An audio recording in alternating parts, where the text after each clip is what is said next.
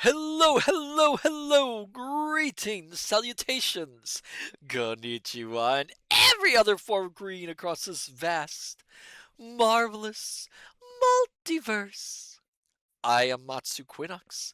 This is Horace, and welcome back, my dear, marvelous, wonderful scholars, to the study. Hello there, hello there, hello there. Hello there, Julian20. Congratulations on getting first. Hello to you as well. And hello, hello, hello, all you wonderful dear scholars, wherever you are, whenever you are across this vast, marvelous multiverse or omniverse.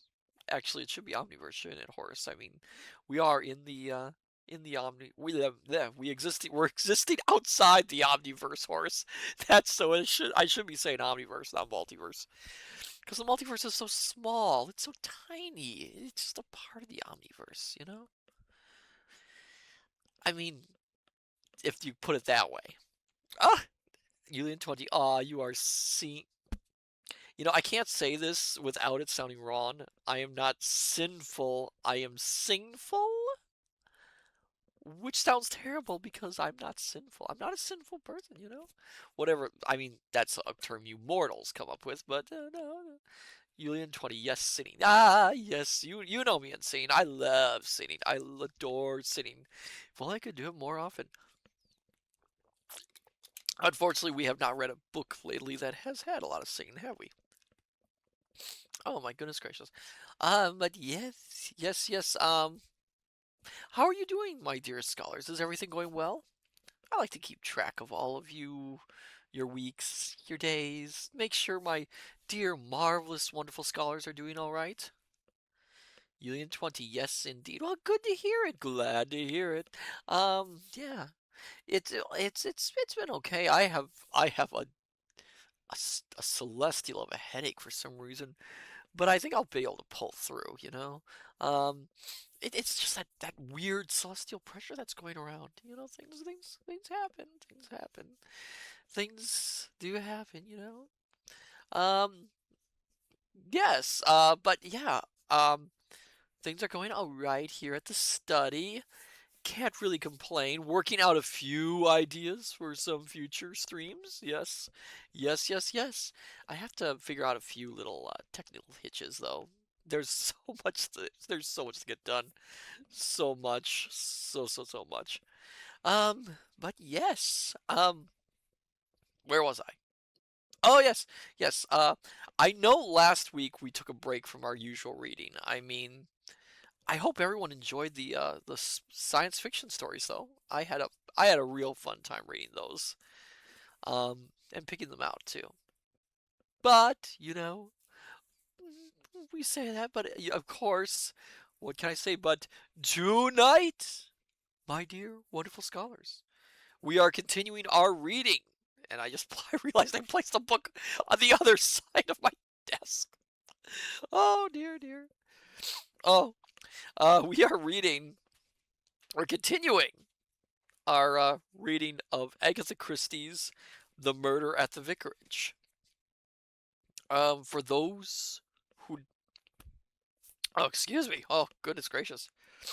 Mm. For those who missed out the last few times, the story takes place in St Mary Meade, a small village in the United Kingdom, England. Um, and a murder has occurred.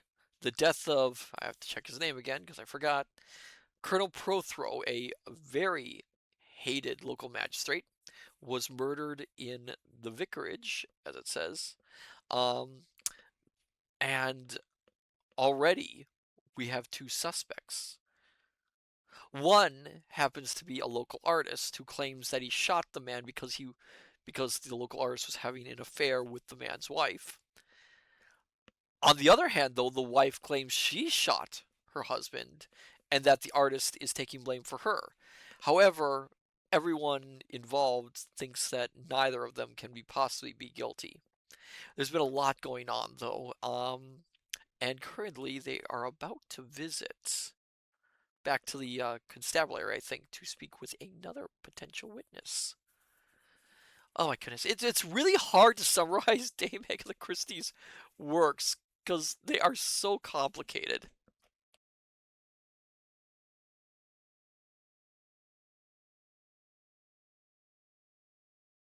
And any time I try to summarize it, I just get tongue-tied.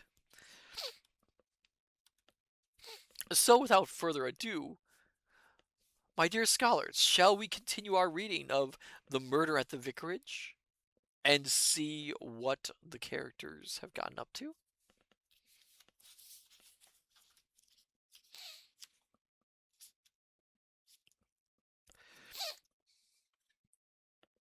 Oh, you didn't, please do. All right. So then, my dear scholars, sit back, relax, have a hot or cold beverage of your liking, some tea perhaps. Dim the lights if you wish, and let us continue our reading of The Murder at the Vicarage by Agatha Christie. And I will admit first, before I start reading, I probably have forgotten half the voices I've been doing for this stream, so they might be inconsistent.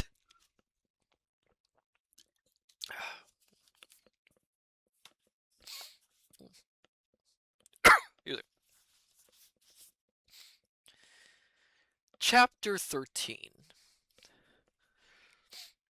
I hardly thought it likely that Mrs. Price Ridley had anything so dramatic in view, but I did wonder what had taken her to the police station.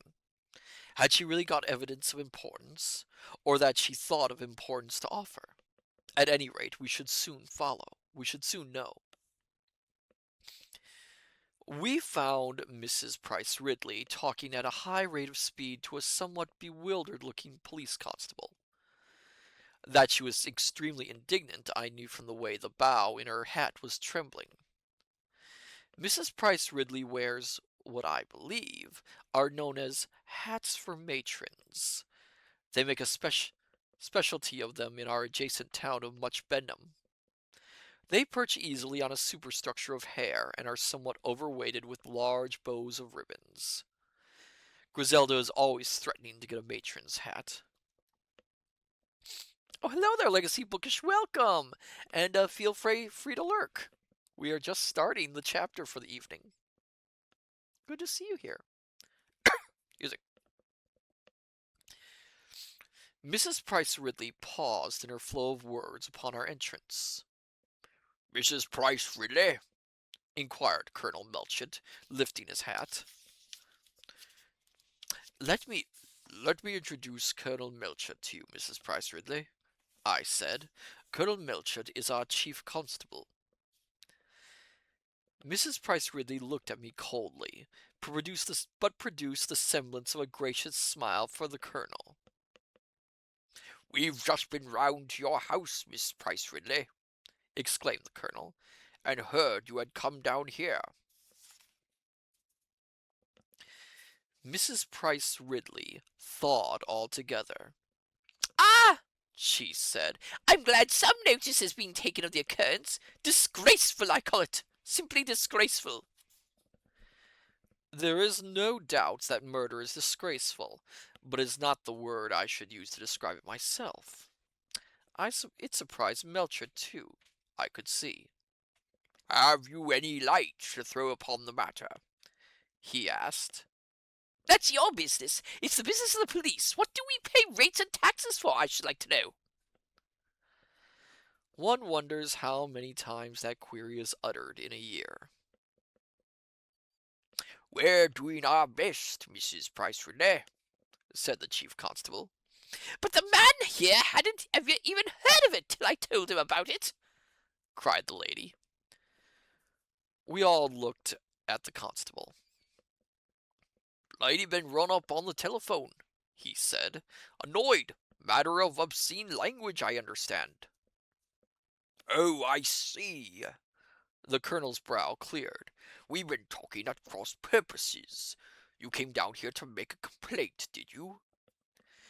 Melchett is a wise man. He knows that when it is a question of an irate middle-aged lady, there is only one thing to be done: listen to her. When she had when she had said all that she wants to say, there is a chance that she will listen to you. I wonder I wonder how accurate that is.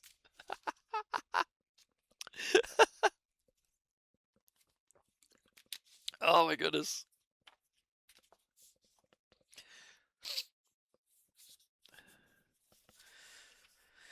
Mrs. Price Ridley surged into speech. Such disgraceful occurrences ought to be prevented. They ought not to occur. To be run up in one's own house and insulted. Yes, insulted. I'm not accustomed to such things happening. Ever since the war, there's been a loosening of moral fibre. Nobody minds what they say. And as to the clothes they wear... Quite, said Colonel Melchett hastily. What happened exactly? Mrs. Price Ridley took breath and started again. I was run up. When? Yesterday afternoon. Evening, to be exact. About 6:30. I went to the telephone suspecting nothing. Immediately I was foully attacked, threatened. What exactly was said? Mrs. Price Ridley got slightly pink. That I decline to state. Obscene language, murmured the constable in a ruminative bass. Was bad language used? Asked Colonel Melchett. It depends on what you call bad language. Could you understand it? I asked. Of course I could understand it. Then it couldn't have been bad language, I said. Mrs. Price Ridley looked at me suspiciously. A refined lady, I explained, is naturally unacquainted with bad language. It wasn't that kind of thing, said Mrs. Price Ridley. At first, I must admit I was quite taken in. I thought it was a genuine message. Then the person became abusive. Abusive? Most abusive. I was quite alarmed.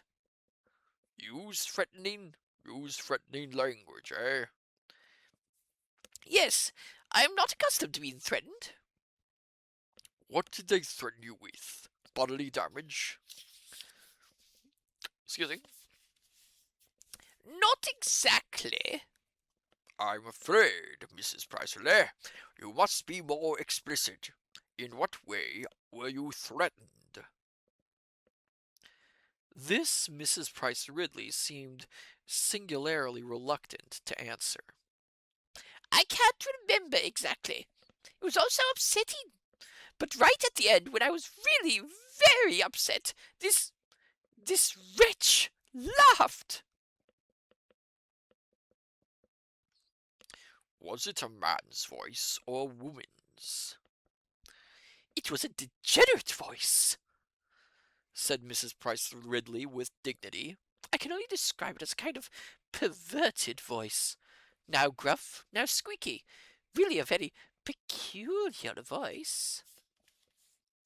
Probably a practical joke, said the colonel soothingly. A most wicked thing to do, if you so. I might have had a heart attack. We'll look into it, said the colonel. Inspector, trace the telephone call.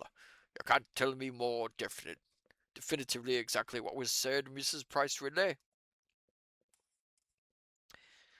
A struggle began in Mrs. Price Ridley's ample black bosom. The desire for retinence fought against the desire for vengeance. Vengeance triumphed. This, of course, will go no further, she began. Of course not. This creature began by saying, I can hardly bring myself to repeat it. Yes, said Melchett encouragingly.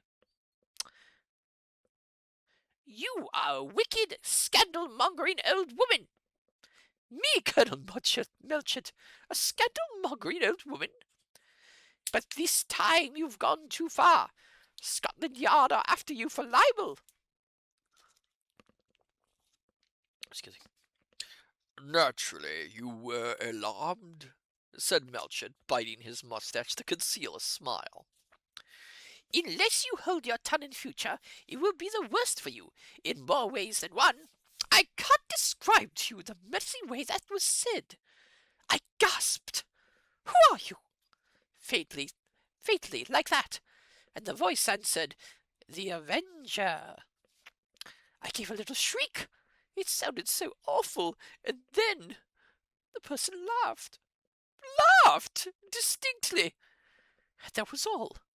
I heard them hang up the receiver. Of course, I asked the exchange what number had been ringing me up, but they said they didn't know. You know what exchanges are, fairly rude and unsympathetic. Quite, I said. I felt quite faint, continued Mrs. Price Ridley, all on edge and so nervous that when I heard a shot in the woods, I do declare I jumped almost out of my skin. That will show you. A shot in the woods, said Inspector Slacks alertly. In my excited state, it simply sounded to me like a cannon going off. Oh, I said, and sank down on the sofa in a state of prostration. Clara had to bring me a glass of damson gin. Shocking, said Melchett. Shocking. All very trying for you. And the shot sounded very loud, you say, as though it were near at hand? Near at hand? That was simply the state of my nerves. Of course, of course. And what time was all this? Help us in tracing the telephone call, you know. About 6:30. You can't give it to us more exactly than that? Well, you see, the little clock on my mantelpiece had just chimed the half hour, and I said, surely that clock is fast. It does game, that clock. And I compared it with the watch I was wearing, and that only said 10 minutes past. But then I put it into my ear and found it had stopped. So I thought, yeah, it's hard to do a fast voice. So I thought, well, if that clock is fast, I shall hear the church tower in a moment or two. And then, of course, the telephone bell rang, and I forgot all about it. She paused, breathless. Well, that's near enough, said Colonel Melchett. We'll have it looked into for you, Mrs. Price Relay. Just think of it as a silly joke, and don't worry, Mrs. Price Relay, I said. She looked at me coldly. Evidently, the incident of the pound note still rankled. Very strange things have been happening in this village lately, she said, addressing herself to Melchett. Very strange things indeed, Colonel. Indeed. Colonel Perther was going to look into them, and what happened to him, poor man? Perhaps I shall be the next. And on that she took her departure, shaking her head with a kind of ominous melancholy. Melchett muttered under his breath. Why did I say bread? Under his breath. No such luck. Then his face grew grave, and he looked inquiringly at Inspector Slack. That worthy nodded his head slowly. That about settles it, sir. That's 3 people who heard the shot. We've got to find out now who fired it. This business of Mr. Redding's has delayed us, but we've got several starting points. Thinking Mr. Redding was guilty, I didn't bother to look into them, but that's all changed now. And now one of the first things to do is to look up that telephone call. Mrs. Price Ridley's? The inspector grinned. No, though I suppose we'd better make a note of that, or else we shall have the old girl bothering in here again. No, I meant that fake call that got the vicar out of the way. Yes, said Melchett, that's important. And the next thing is to find out what everyone was doing that evening between 6 and 7. Everyone at Old Hall, I mean. And pretty well everyone in the village as well. I gave a sigh. What a wonderful energy you have, Inspector Slack. I believe in hard work. We'll begin by just noting down your own movements, Mr. Clement. Willingly. The telephone call came through about 5:30. A man's voice or a woman's? A woman's. At least it sounded like a woman's. But of course I took it for granted it was Mrs. Abbott speaking. You didn't recognize it as being Mrs. Abbott's? No, I can't say I did. I didn't notice the voice particularly, or think about it. And you started right away. Walked? Haven't you got a bicycle? No. I see. So it took you how long? It's very nearly 2 miles, whichever way you go. Through Old Hall Woods is the shortest path, isn't it? Actually, yes, but it's not particularly good going.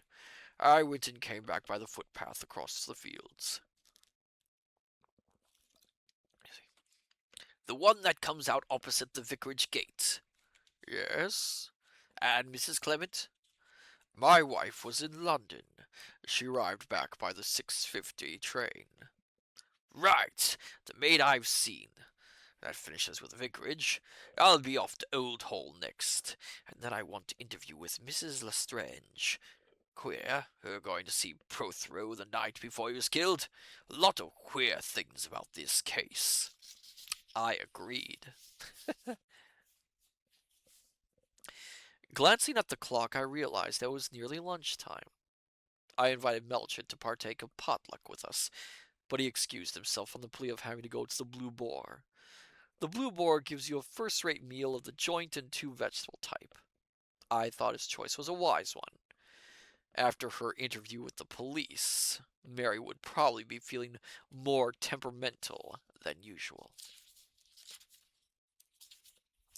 So, we now know that that shot was also heard around...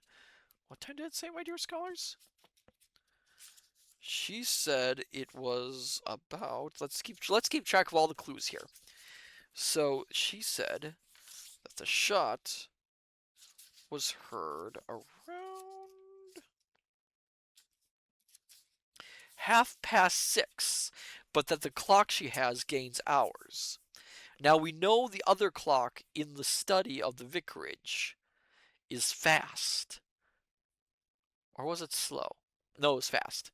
So we don't know the time yet.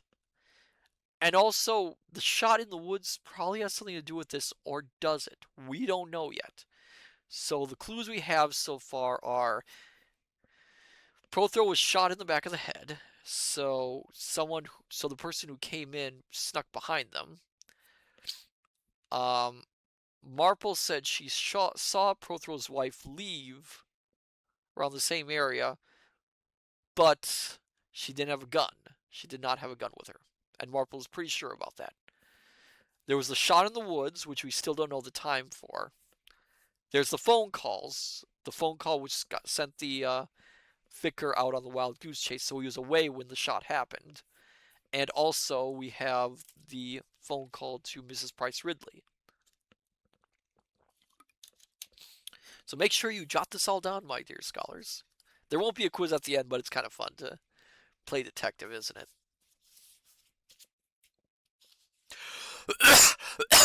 Excuse me.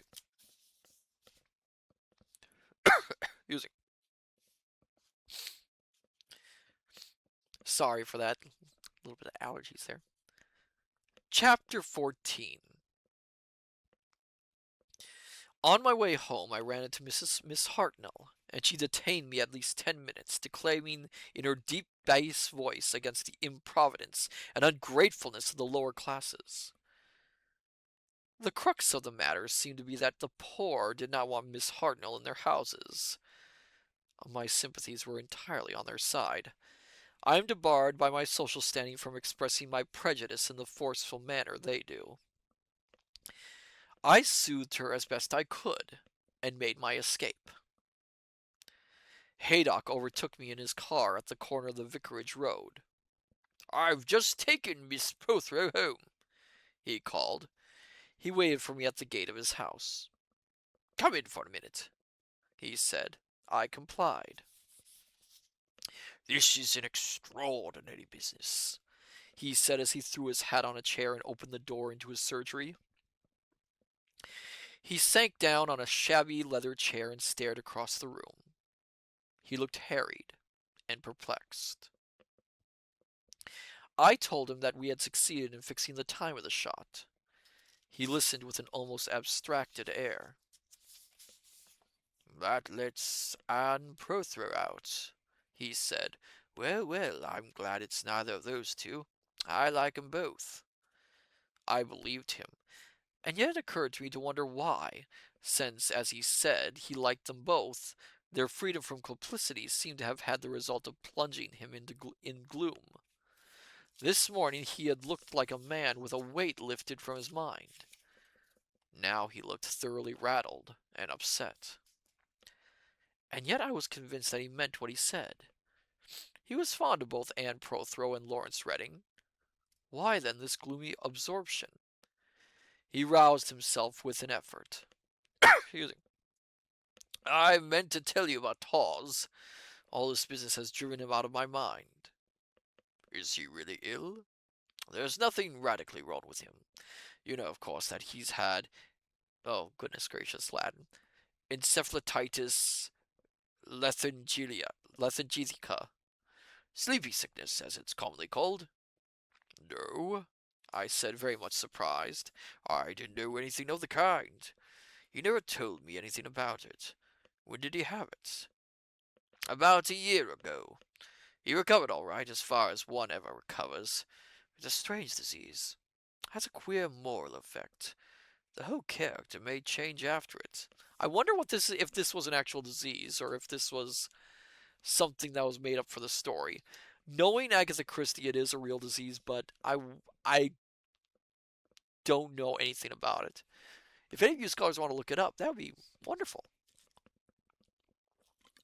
Excuse me. More water.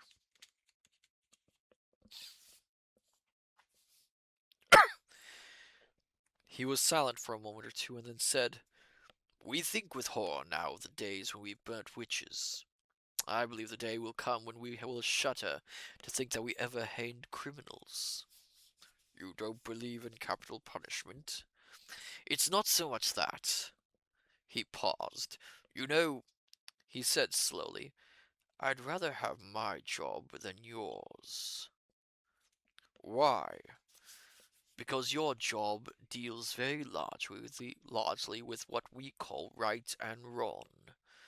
And I'm not at all sure that there isn't that there's yeah, I'm not at all sure that there is. Excuse me, my dear scholars. Oh my God, why I don't know why I'm tripping over this word. And I'm not at all sure that there's any such thing. Suppose it's all a question of glandular secretion. Too much of one gland, too little of another, and you get your murderer, your thief, your habitual criminal. Clement, I believe the time will come when we'll be horrified to think of the long centuries in which we punish people for disease, which they can't help, poor devils. You don't hang a man up for having tuberculosis." This was an actual thing, by the way. If you read a lot of fiction back then, and even around the 30s, 40s, thereabouts, there were questions of the possibility that criminal actions could be related in some scientific manner. Glands, issues with the brain, something that could be cured medically.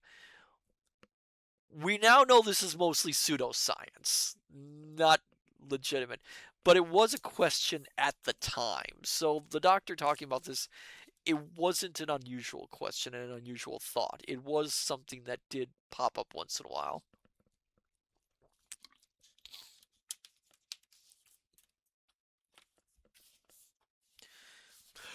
Excuse me. "He isn't dangerous to the community." "In a sense, he is. He infects other people. Or take a man who fancies he's the Emperor of China. You don't say how wicked of him. I take your point about the community. The community must be The community must be protected. Shut up these people where they can't do any harm. Even put them peacefully out of the way. Yes, I go as far as that. But don't call it punishment. Don't bring shame on them and their innocent families. I looked at him curiously. I've never heard you speak like this before. I don't usually air my theories abroad. Today I'm writing my hobby. You're an intelligent man, Clement, which is more than some parsons are. You won't admit it, I dare say, that there's no such thing as what is technically termed sin. But you're broad-minded enough to consider the possibility of such a thing. It strikes at the root of all accepted ideas. It strikes at the root of all accepted ideas, he said.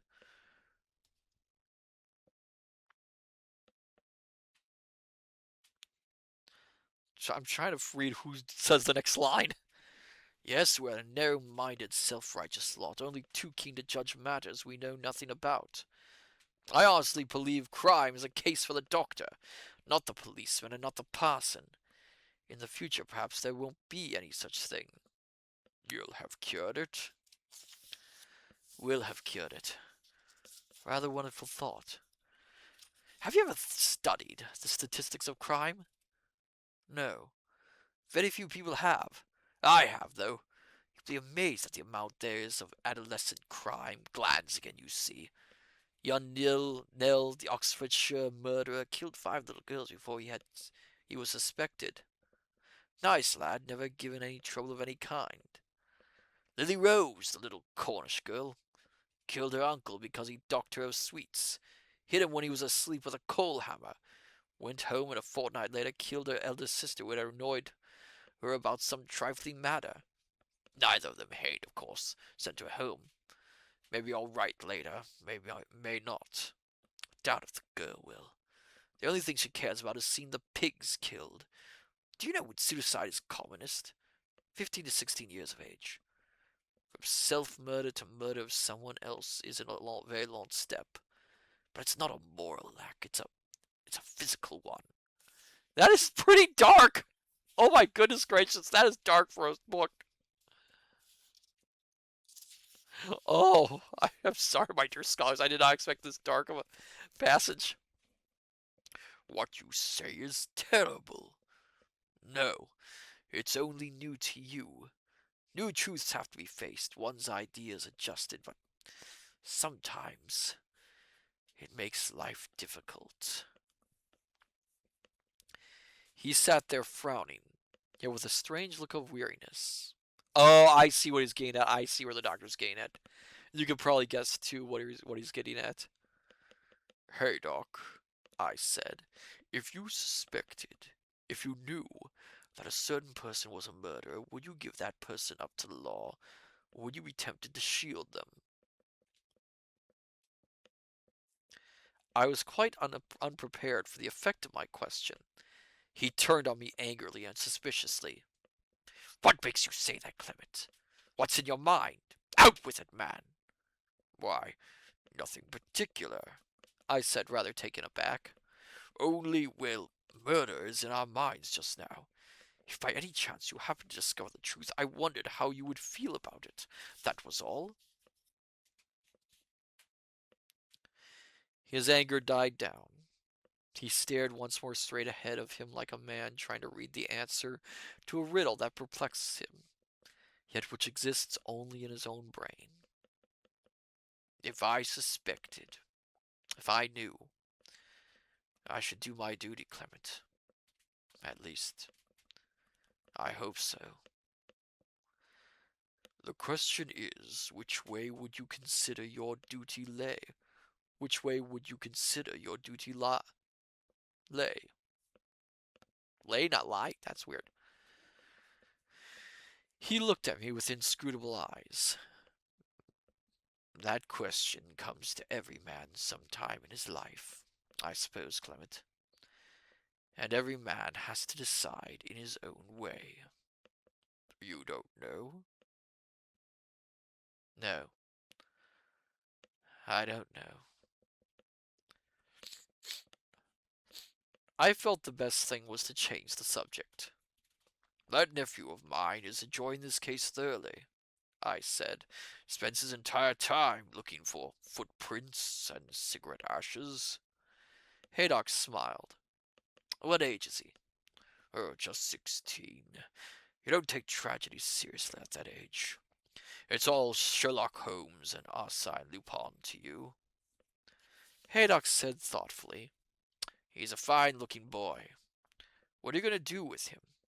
I can't afford a university education, I'm afraid. The boy himself wants to go into the merchant service. He failed for the Navy.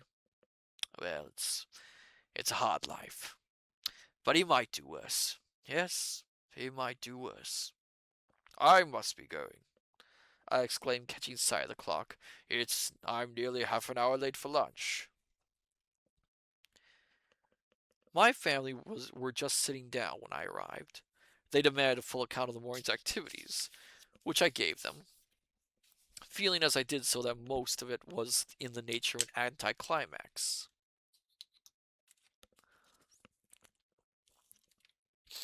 Dennis, however, was highly entertained by the history of Mrs. Price Ridley's telephone call, and went into fits of laughter as I enlarged upon the nervous shock her system had sustained, and the necessity for reviving her with damson gin.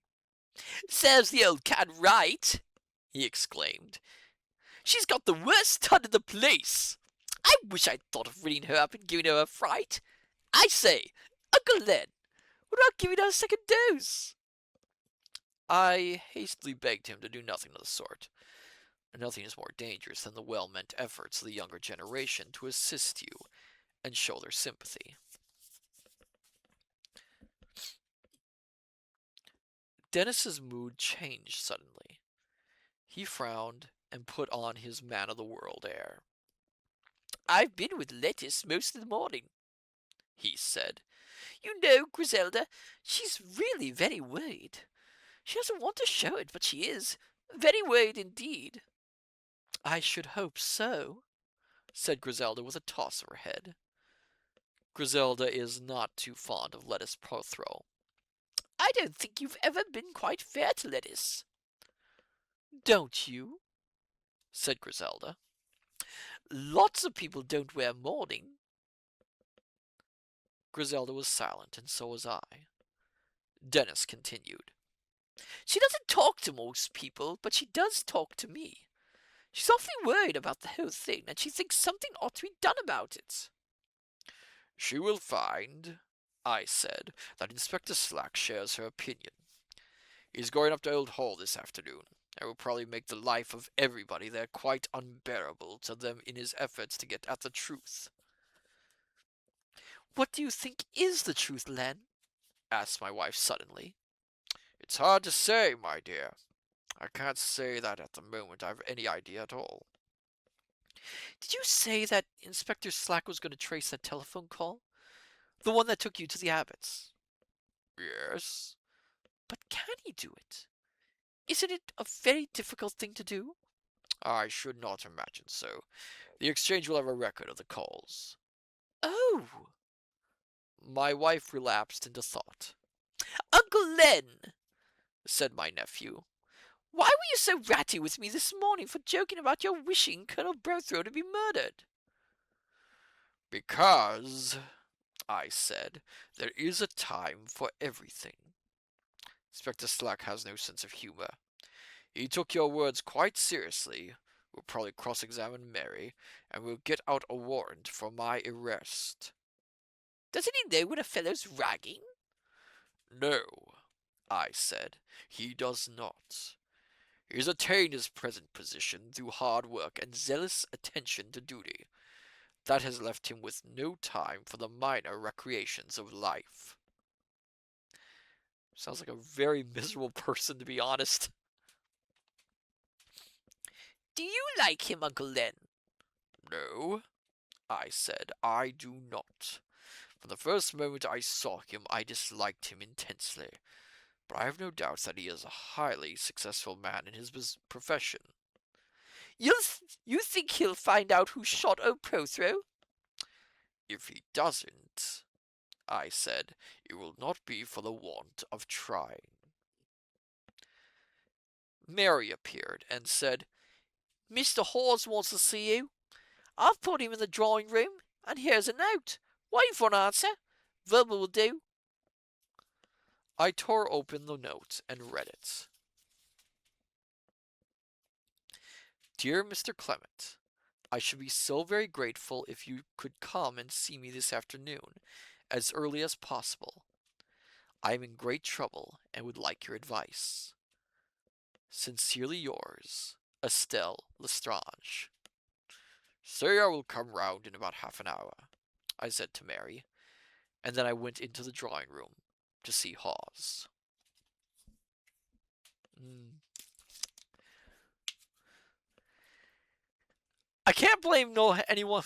I can't blame people for not liking Dennis. Dennis sounds like a really irritating young man.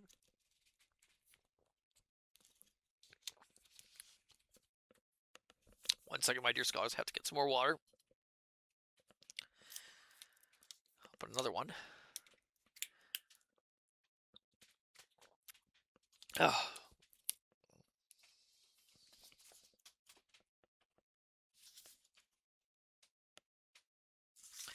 Can't even remember. I can't remember who Hawes is in the book. Hmm.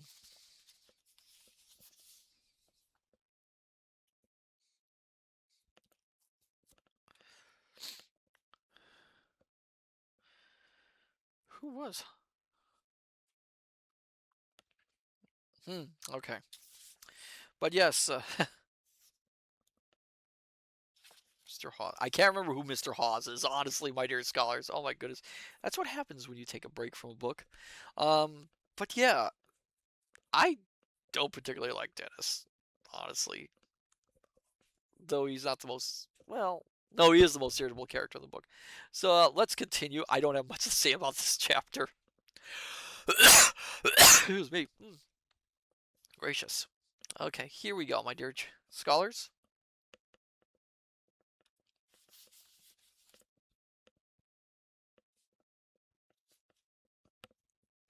Excuse me. Chapter 15. Hawes' appearance distressed me very much. His hands were shaking, and his face kept twitching nervously. In my opinion, he should have been in bed, and I told him so. He insisted that he was perfectly well. I assure you, sir, I never felt better. Never in my life. This was so obviously wide of the truth that I hardly knew how to answer. I have a certain admiration for a man who will not give in to illness. But Hawes was carrying the thing rather too far. I called to tell you how sorry I was that such a thing should happen in the vicarage. Yes, I said, it's not very pleasant. It's terrible, quite terrible. Seems they haven't arrested Mr. Redding at all, after all. No, that was a mistake. He made, uh, rather a foolish statement. And the police are now quite convinced that he is innocent. Perfectly. Why is that, may I ask? I mean, do they suspect anyone else? I should never have suspected that Hawes would take such a keen interest in the details of a murder case. Perhaps it is because it happened in the vicarage. He appeared as eager as a reporter. I don't know that I am completely in Inspector Slack's confidence. As far as I know, he does not suspect anyone in particular. He is at present engaged in making inquiries. Yes, yes, of course. But who can one imagine doing such a dreadful thing? I shook my head. Colonel Prothero was not a popular man, I know that. But murder! For murder, one would need a very strong motive. So I should imagine, I said. Who could have such a motive? Have the police any idea? I couldn't say. He might have made enemies, you know. The more I think about it, the more I am convinced that he was the kind of man to have enemies. He had a reputation on the bench for being very severe. I suppose he had. Wait, don't you remember, sir? He was telling you yesterday morning about having been threatened by that man, Archer. Now I come to think of it, so he did. I said. Of course I remember. You were quite near us at the time. Yes, I overheard what he was saying. Almost impossible to help it with Colonel Prothero. He had such a very loud voice, hadn't he? I remember being impressed by your own words, that when his time came he might have justice meted out to him instead of mercy. Did I say that? I asked, frowning. My remembrance of my own words was slightly different. You said it very impressively, sir. I was struck by your words. Justice is a terrible thing. And to think the poor man was struck down shortly afterwards. It's almost as though you had a premonition. I had nothing of the sort, I said shortly. I rather dislike Hawes' tendency to mysticism. There's a touch of the visionary about him. Have you told the police about this man Archer, sir? I know nothing about him. I mean, have you repeated to them that Colonel Prothero said about Archer having threatened him? No, I said slowly. I have not. But you are going to do so. I was silent. I dislike hounding a man down who has already got the force of law. Yeah. I dislike hounding a man down who has already got the forces of law and order against him. I had no brief for Archer. He's an introvert poacher, one of those cheerful ne'er-do-wells that are to be found in any parish. Whatever he may have said in the heat of anger when he was sentenced, I had no definite knowledge that he felt the same when he came out of prison. You heard the conversation, I said at last. If you feel it your duty to go to the police with it, you must do so. It would come better from you, sir. Perhaps. But to tell the truth, well, I've no fancy for doing it. I might be helping to put the rope round the neck of an innocent man. But if he shot Colonel Prothero... Oh, if! There's no evidence of any kind that he did. His threats... Strictly speaking, the threats were not his, but Colonel Prothero's. Colonel Prothero was threatening to shoot Archer to show Archer what vengeance was worth next time he caught him. I don't understand your attitude, sir. Don't you? I said wearily. You're a young man. You're zealous in the cause of right. When you get to my age, you'll find that you like to give people the benefit of the doubt. It's not, I mean... He paused, and I looked at him in surprise. You haven't any idea of your own. As to the identity of the murderer, I mean.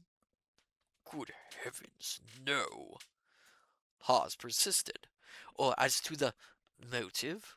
No. Have you? I? No, indeed. I just wondered if Colonel Prothero had confided in you in any way, mentioned anything. His confidences, such as they were heard by the whole village street yesterday morning, I said dryly. Yes, of course. And you don't think about Archer? The police will know all about Archer soon enough, I said. If I'd heard him threaten Colonel Prothero myself, that would be a different matter.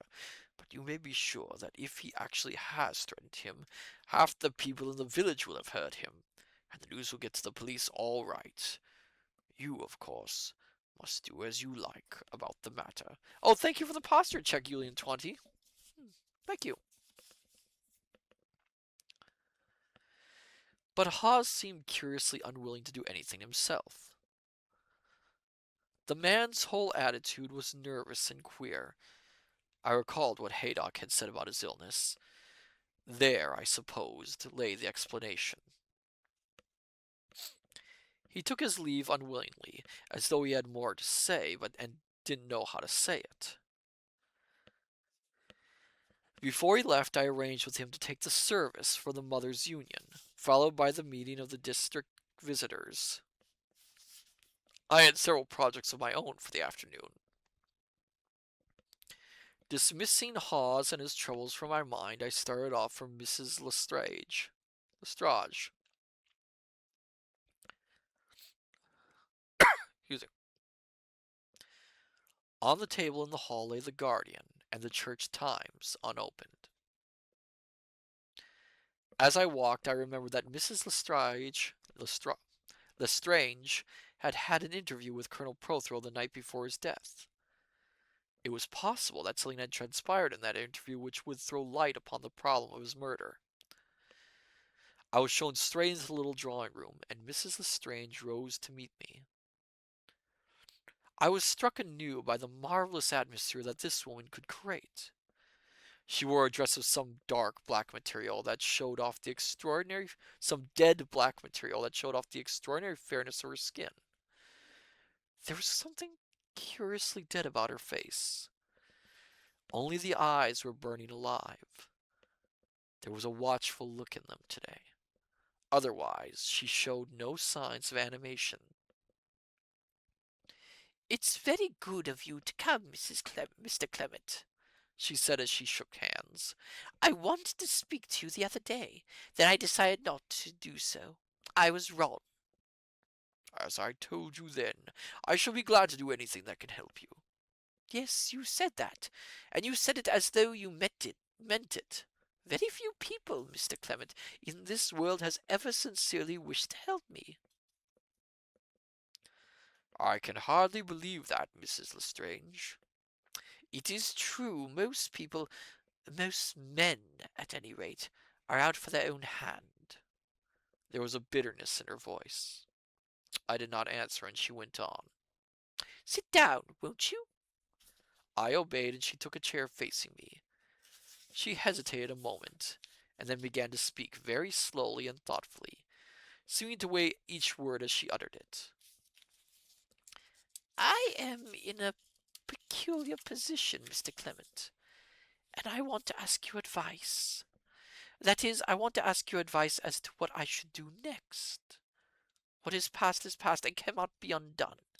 You understand?"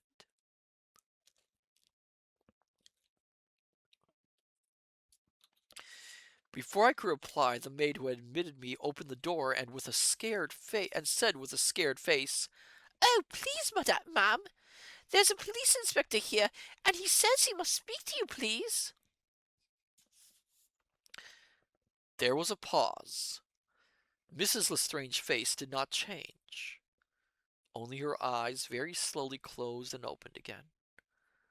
She seemed to swallow once or twice, and then she said in exactly the same clear, calm voice, "Show him in, Hilda."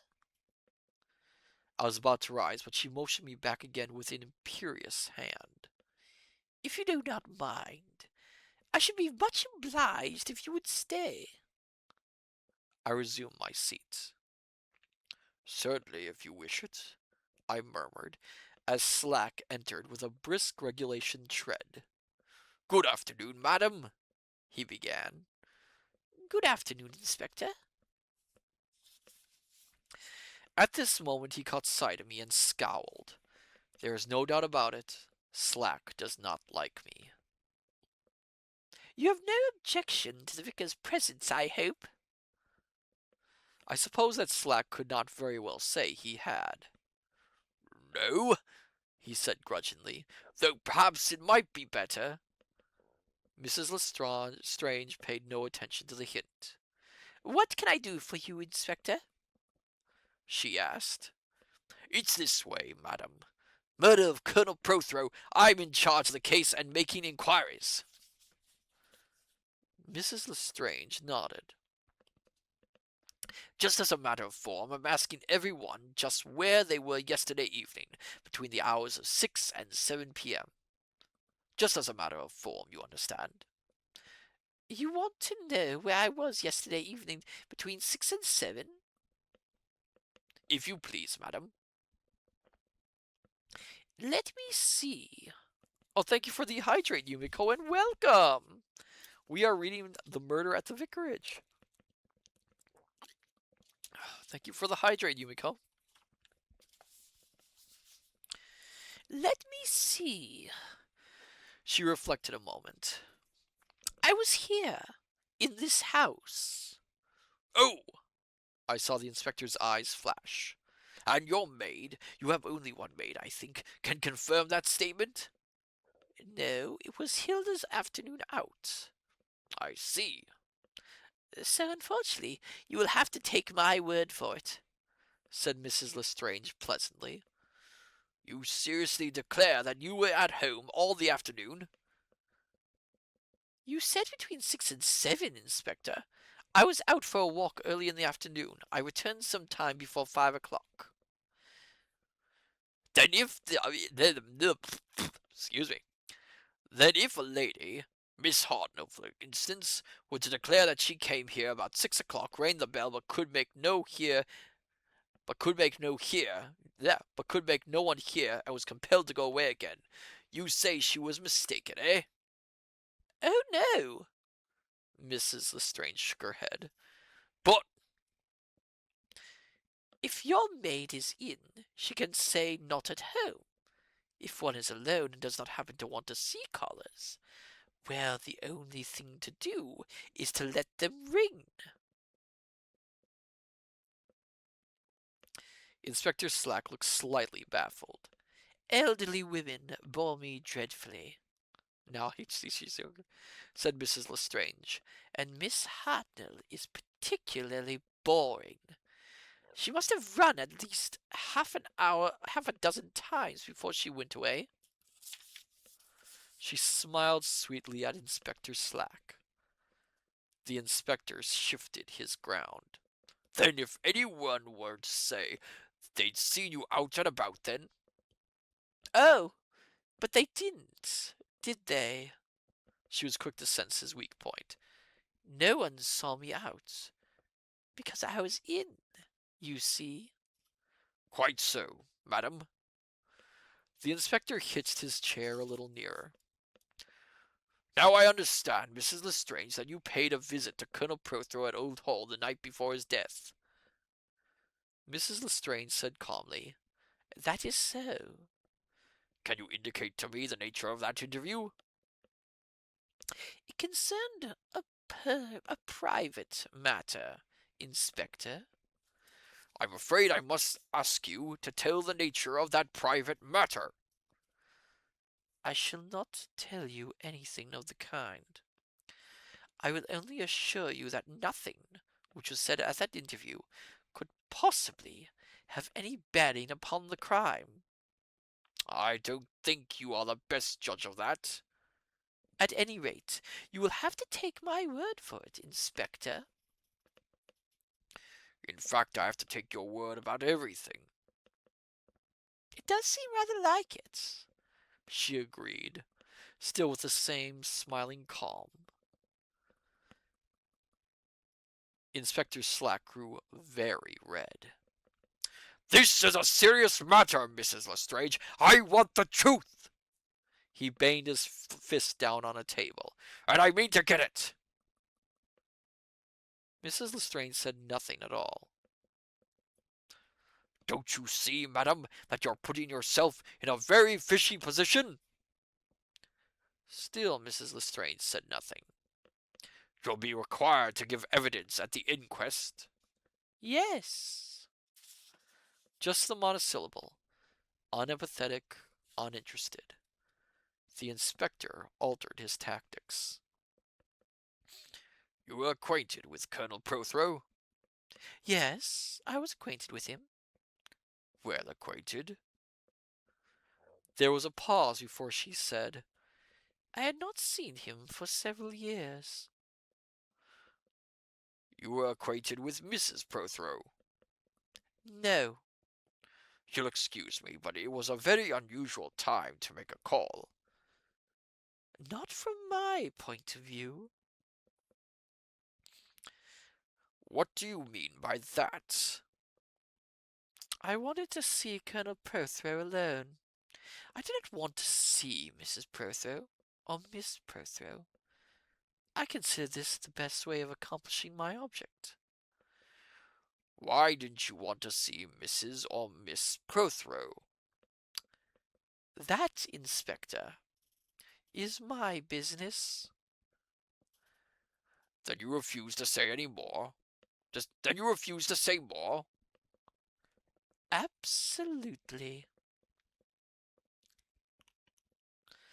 Inspector Slack rose. You'll be putting yourself in a nasty position, madam, if you're not careful. All this looks bad. It looks very bad. She laughed. I could have told Inspector Slack that this was not the kind of woman who was easily frightened. Well, He said, excuse me, need to have another drink of water.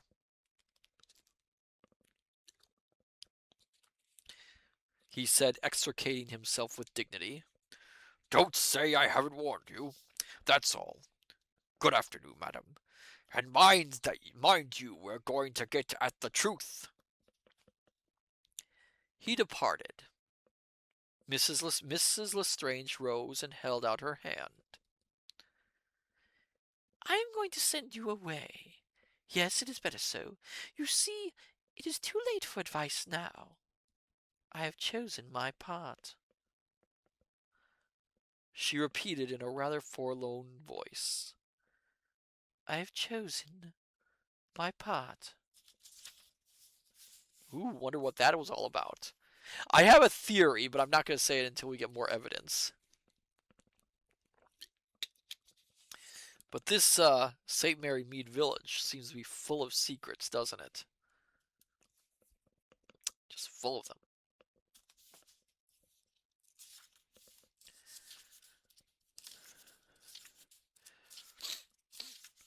This one's a little longer. This might be the last chapter for the evening, I think.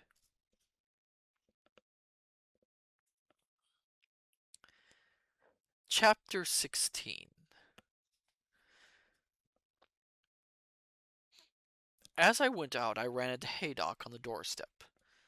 He glanced sharply after Slack, who was just passing through the gate, and demanded, Has he been questioning her? Yes. He's been civil, I hope. Civility, to my mind, is an art, which Inspector Slack has never learned. But I presume that according to his own lights, civil he had been. And anyway, I didn't want to upset Haydock any further. He was looking worried and upset as it was. So I said he had been quite civil. Haydock nodded and passed on into the house, and I went on down the village street, where I soon caught up to the inspector.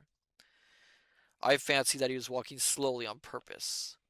Much as he dislikes me, he is not the man to let dislike stand in the way of inquiring any useful information. Do you know anything about the lady? He asked me point blank. I said I knew nothing whatever. She never said anything about why she came here to live. Excuse me. No. Yet you go and see her. It is one of my duties to call on my parishioners, I replied, evading to remark that I had been sent for. I suppose it is. He was silent for a minute or two, and then, unable to resist discussing his recent failure, he went on. Fishy business, it looks to me. You think so? You think so? If you ask me, I say blackmail. Seems funny when you think of what Colonel Pertho was always supposed to be, but then you never can tell. He wouldn't be the first church warden who'd led a double life. Faint remembrances of Miss Marple's remarks on the same subject floated through my mind. You really think that's likely? Well, it fits the facts, sir. Why did a smart, well-dressed lady come down to this quiet little hole? Why did she go and see him at that funny time of day? Why did she avoid seeing Mrs. and Miss Prothero? Yes, it all hangs together. Awkward for her to admit. Blackmail's a punishable offense. But we'll get the truth out of her. For all we know, it may have a very important bearing on the case. If Colonel Prothero had some guilty secret in his life, something disgraceful, well, you can see for yourself what a field it opens up. I suppose it did. I've been trying to get the butler to talk. He might have overheard some of the conversation between Colonel Prothero and Lestrange. Butlers do sometimes. But he swears he hasn't the least idea what the conversation was about. By the way, he got the sack through it. The colonel went for him, being angry at his having let her in. The butler retorted by giving notice, says he didn't like the place anyway, and had been thinking of leaving for some time. Really? So that gives us another person who had a grudge against the colonel. You don't seriously suspect the man. What's his name, by the way? His name's Reeves, and I don't say I do suspect him. What I say is you never know. I don't like that soapy, oily manner of his. I wonder what Reeves would say of Inspector Slack's manner. I'm going to question the chauffeur now. Perhaps then, I said, you'll give me a lift in your car. I want a short interview with Mrs. Prothero.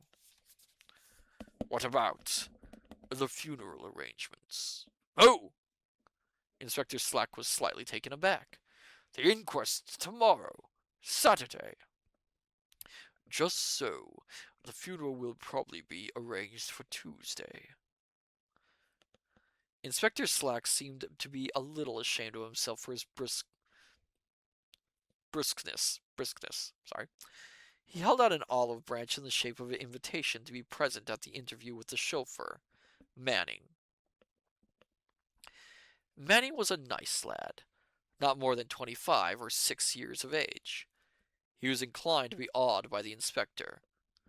Now then, my lad, said Slack, I want a little information from you.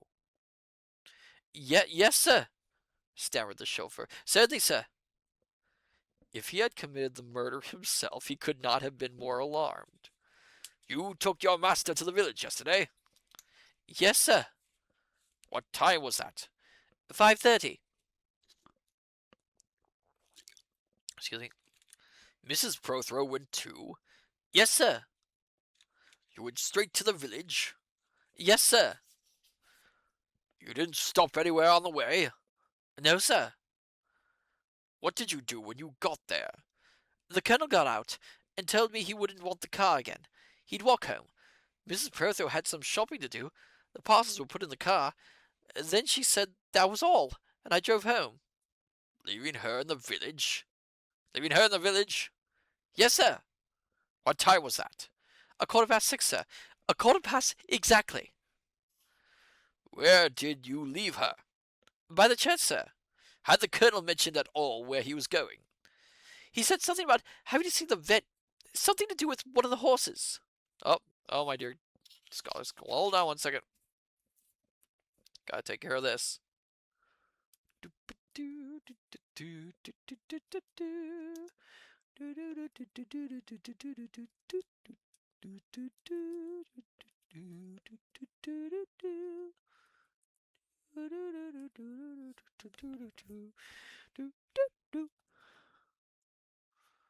There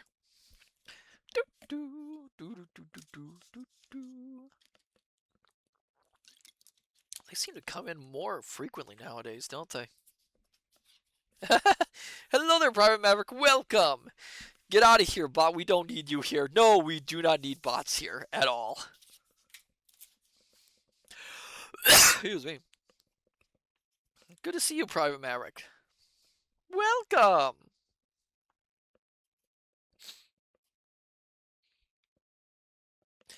He said something about having to see the vet. Something to do with one of the horses. I see, and you drove straight back here? Yes, sir. There are 2 entrances to the old hall, by the south lodge and by the north lodge. I take it that going to the village you would go to the south lodge. Yes, sir. Always. And you came back the same way? Yes, sir. I think that's all. Ah! Here's Miss Prothero. Gladys drifted towards us. I want the Fiat, Manning, she said. Start her for me, will you? Very good, miss. He went towards a 2-seater and lifted the bonnet. Just a minute, Miss Prothero, said Slack. It's necessary that I should have a record of everybody's movements yesterday afternoon. No offense meant.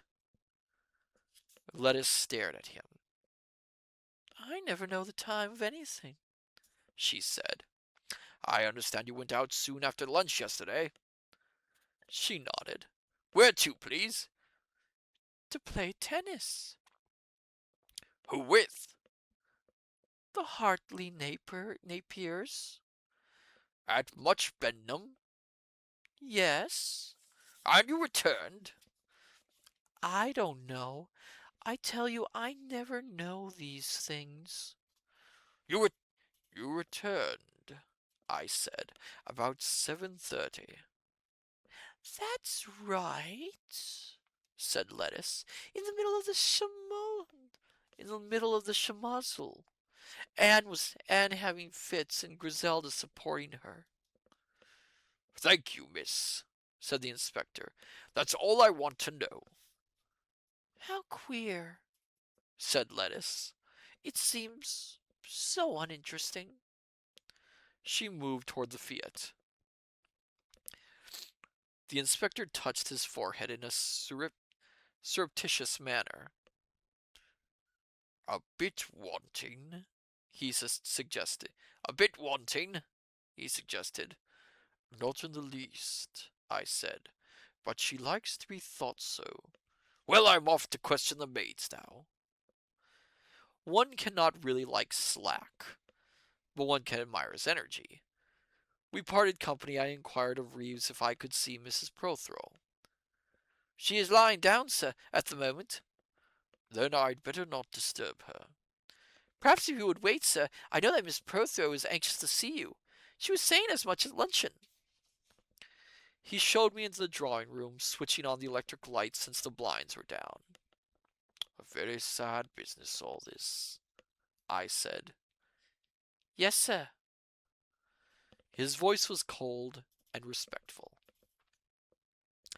I looked at him.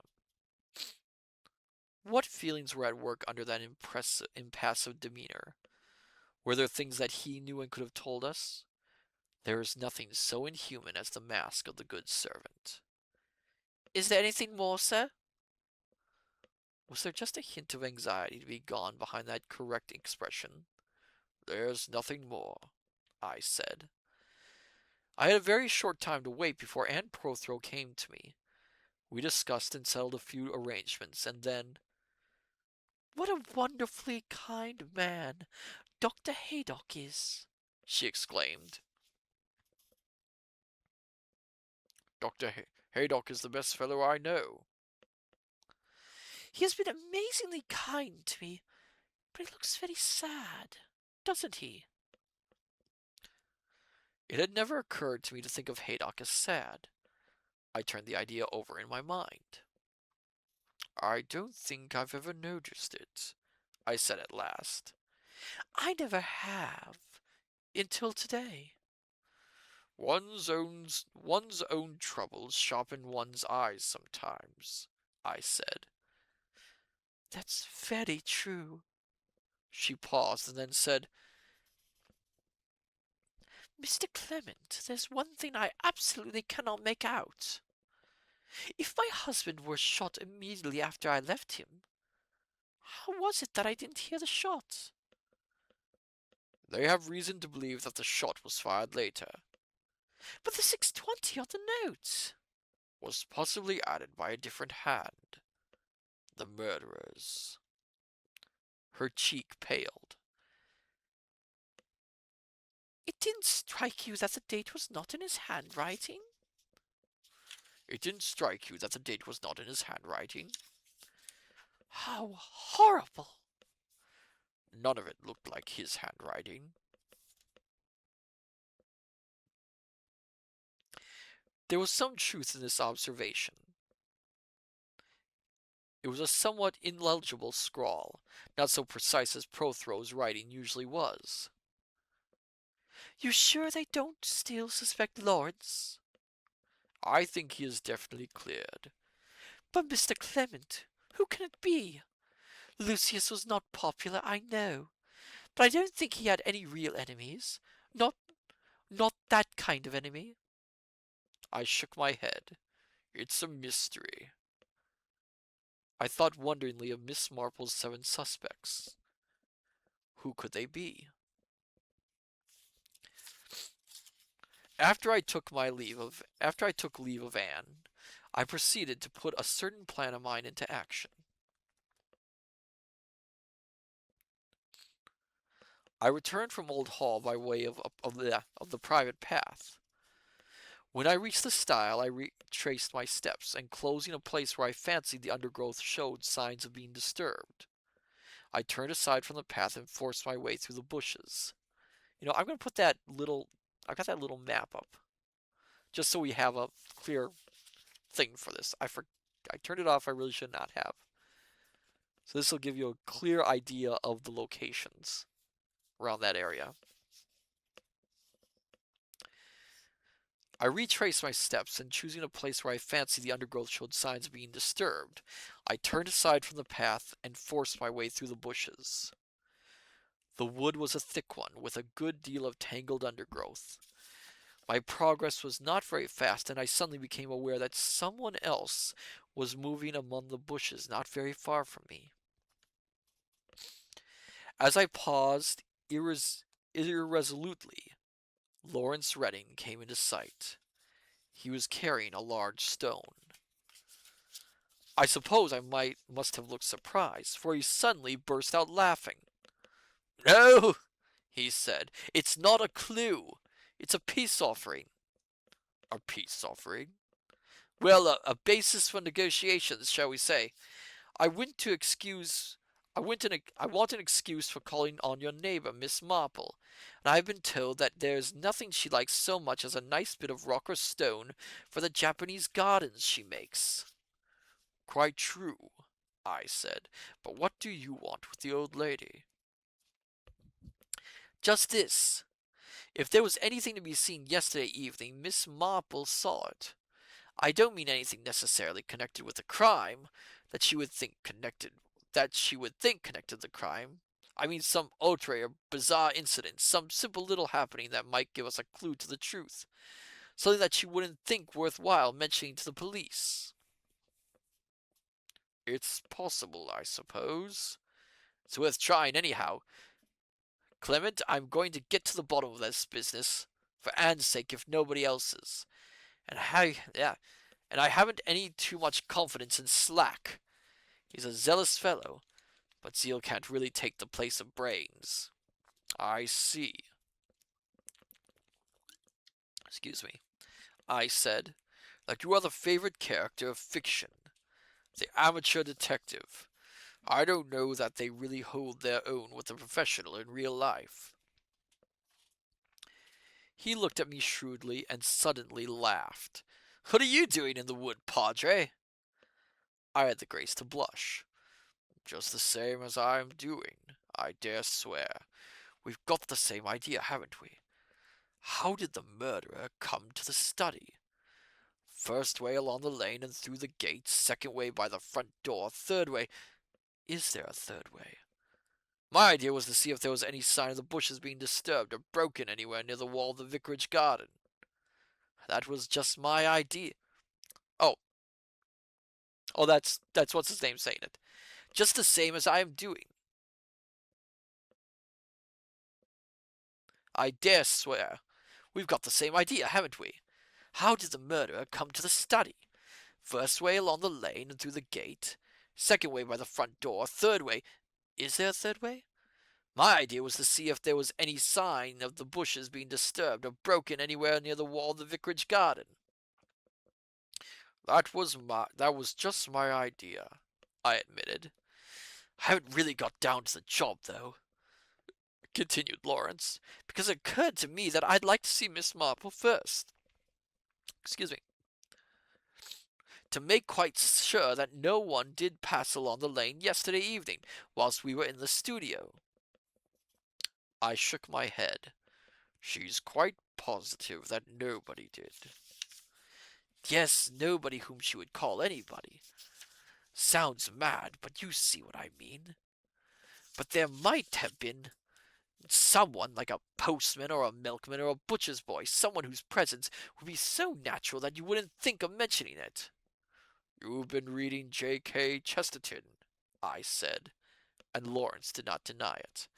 So, it's a little reference here, so I'm going to stop here for a second just to explain this. J.K. Chesterton, well known writer, very well known for writing um, uh, Father Brown. Now, one of J.K. Chesterton's stories, short stories, I believe, was called The Invisible Man.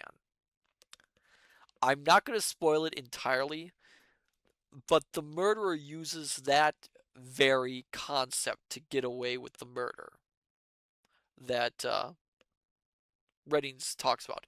In fact, this story gets referenced in a Basil Rathbone Sherlock Holmes movie, which is The Scarlet Claw, where they mention the same story with the same concept being used, and that's what Redding is suggesting, that the murderer basically dressed themselves up as someone who nobody would notice. Scarlet Claw is a very good movie, by the way. I highly suggest it.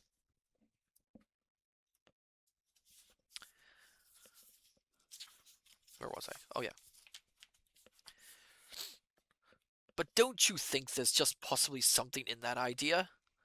Well, I suppose there might be, I admitted. Without further ado, we made our way to Miss Marple's. She was working in the garden and called out to us as we climbed over the stile. You see, murmured Lawrence, she sees everybody. She received us very graciously and was much pleased with Lawrence's immense rock, which he presented with all due solemnity. It's very thoughtful of you, Mr. Redding. Very thoughtful indeed. Emboldened by this, Lawrence embarked on his questions. Miss Marple listened attentively. Yes, I see what you mean, and I quite agree. It is the sort of thing no one mentions or bothers to mention. But I can assure you that there was nothing of the kind. Nothing whatever. You are sure, Miss Marple? Quite sure. Did you see anyone go by the path into the wood that afternoon? I asked, or come from it? Oh, yes. Quite a number of people. Dr. Stone and Miss Cram went that way. It's the nearest way to the Bow for them. That was a little after 2 o'clock, I believe. And Dr. Stone returned that way, as you know, Mr. Redding, since he joined you and Mrs. Prothero. By the way, I said, that shot, the one you heard, Miss Marple, Mr. Redding and Mrs. Prothero must have heard it too. I looked inquiringly at Lawrence. Yes, he said, frowning. I believe I did hear some shots. Weren't there 1 or 2 shots? I only heard one, said Miss Marple. It's only the vaguest impression in my mind, said Lawrence. Curse it all, I wish I could remember. If only I'd known. You see, I was completely taken up with... He paused, embarrassed. I gave a tactful cough. Miss Marple, with a touch of prudishness, changed the subject. Inspector Slack has been trying to get me to say whether I heard the shot after Mr. Redding and Mrs. Prothero had left the studio, or before. I've had to confess that I really could not say definitively, but I have the impression, which is growing stronger the more I think about it, that it was after. Alien 20, yes it is. Yes, I agree. Oh, talking about the movie? Yes, it is, indeed. Then that lets the celebrated Dr. Stone out anyway, said Lawrence with a sigh. Not that there has ever been the slightest reason why he should be suspected of shooting poor old Prothero. Ah, said Miss Marple, but I always find it prudent to suspect everybody, just a little. What I say is, you really never know, do you? This was typical of Miss Marple. I asked Lawrence if he agreed with her about the shot. I really can't say. You see, it was such an ordinary sound. I should be inclined to think it had been fired when we were in the studio. The sound would have been deadened, and one would have noticed it less there. For other reasons than the sound being deadened, I thought to myself. I must ask Anne, said Lawrence. She may remember. By the way, there seems to me to be one curious fact that needs explanation. Mrs. Lestrange, the mystery lady of St Mary Meade, paid a visit to old Prothero after dinner on Wednesday night, and nobody seems to have any idea what it was all about. Old Prothero said nothing to either his wife or Lettice. Perhaps the vicar knows, said Miss Marple. Now, how did the woman know that I had been to visit Mrs. Lestrange that afternoon? The way she always knows things is uncanny. I shook my head and said I could throw no light upon the matter. What does Inspector Slack think? Asked Miss Marple. He's done his best to bully the butler, but apparently the butler wasn't curious enough to listen to the door. So there it is. Nobody knows. No one knows. I expect someone overheard something, though, don't you? Said Miss Marple. I mean, somebody always does. I think that is where Mr. Redding may find out something. But Mrs. Prothero knows nothing. I didn't mean Anne Prothero, said Miss Marple. I meant the women servants. They do so hate telling anything to the police. But a nice-looking young man, you'll excuse me, Mr. Redding, and one who has been unjustly suspected. Oh, I'm sure they'd tell him at once. I'll go and have a try this evening, said Lawrence with vigor. Thanks for the hint, Miss Marple. I'll go after a little job the vicar and I are going to do. It occurred to me that we had better be getting on with it. I said good-bye to Miss Marple, and we entered the woods once more. First we went up the path till we came to a new spot, where it certainly looked as though someone had left the path on the right-hand side. Lawrence explained that he had already followed this particular trail and found it led nowhere, but he added that we might as well try again. He might have been wrong. It was, however, as he had said. After about 10 or 12 yards, any sign of broken and trampled leaves petered out. It was from this spot that Lawrence had broken back towards the path to meet me earlier in the afternoon. We emerged on the path again and walked a little farther along it. Again we came to a place where the bushes seemed disturbed. The signs were very slight, but, I thought, unmistakable. This time, the trail was more promising. By a devious course, it wound steadily nearer to the vicarage. Presently we arrived at where the bushes grew thickly up the wall. The wall is a high one and ornamented with fragments of broken bottles on the top. If anyone had placed a ladder against it, we ought to find traces of their passage. We were working our way slowly along the wall when its sound came to our ears a breaking twig. I pressed forward, forcing my way through a thick tangle of shrubs, and came face to face with Inspector Slack. So it's you, he said, and Mr. Redding. Now what do you think? What do you think you two gentlemen are doing? Slightly crestfallen, we explained. Quite so, said the inspector, not being the fools we're usually thought to be. I had the same idea myself. I've been here over an hour. Would you like to know something? Yes, I said meekly. Whoever murdered Colonel Prothero didn't come this way to do it. There's not a sign either on this side of the wall nor the other. Whoever murdered Colonel Prothero came through the front door. There's no other way he could have come. Impossible, I cried. Why impossible? Your door stands open. Anyone's only got to walk in. They can't be seen from the kitchen. They know you're safely out of the way. They know Mrs. Clement is in London. They know Mr. Dennis is at a tennis party. Simple as A, B, C. And they don't need to go and come through the village. Just opposite the vicarage gate is a public footpath, and from it you can turn into these same woods and come out whichever way you choose. Unless Mrs. Price Ridley were to come out of her front gate at that particular minute, it's all clear sailing.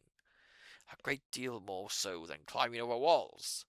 The side windows of the upper story of Mrs. Price Ridley's house do overlook most of that wall. No, depend upon it, that's the way he came. It really seemed as though he must be right. And we will stop there, my dear scholars. Whew, a lot of information hitting us all at once. Not much getting any further, though, with knowing who it was who did the murdering. Now, do we? Um, it is interesting, though. So we know now it's possible they came through the front door. Miss Marple believes the conversation between Lestrange and Prothero was overheard by one of the female servants, so Redding's going to go check that out. And we still don't have a single suspect, although, remember, Miss Marple said there were, I believe, 7 suspects she had in mind who would have done the murder. It's just, everything is so complicated here. It's so strange. It's just very, of course, Miss Marple knows something, but it's just very, very exciting. I'll just put it that way. It is exciting. We I know something of this story, but I can't remember how it turns out. So I'm really excited too. All right, so I am absolutely out of breath and I am worn out. Um, Next week, if everything goes according to plan,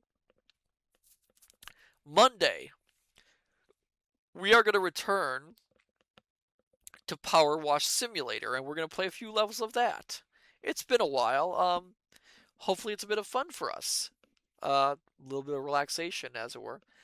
And then Thursday, again, if everything goes according to plan, we'll be reading more of The Murder at the Vicarage. So then, let's see who we can raid for the night before we go. Thank you all for coming. It's been wonderful.